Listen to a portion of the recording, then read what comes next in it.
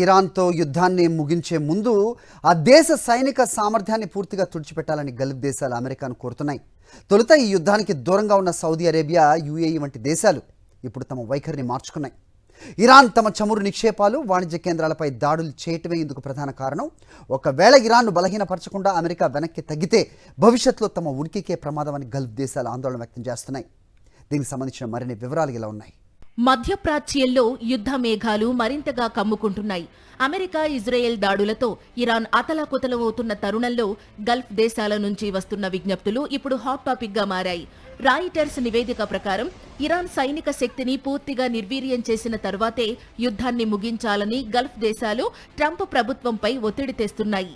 గత 3 వారాలుగా సాగుతున్న ఈ యుద్ధంలో ఇరాన్ తన క్షిపణులు మరియు డ్రోన్లతో గల్ఫ్ దేశాలలోని పౌర విమానాశ్రయాలు, ఇంధన కేంద్రాలను లక్ష్యంగా చేసుకున్నాయి.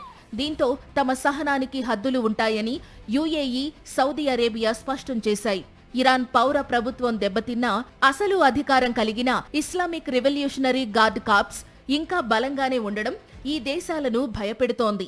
ఒకవేళ మధ్యలోనే అమెరికా యుద్ధాన్ని ఆపివేస్తే ఇరాన్ మళ్లీ పుంజుకుని తమ దేశాల ఆర్థిక మూలాలను దెబ్బతీస్తుందని గల్ఫ్ దేశాల అంచనా.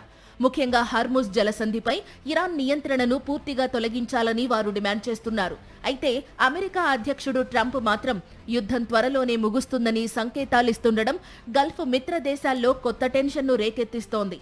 మరి అమెరికా తన మిత్ర దేశాల కోరిక మేరకు ఇరాన్ను పూర్తిగా అణిచివేస్తుందా లేక మధ్యలోనే విరమిస్తుందా అన్నది వేచి చూడాలి.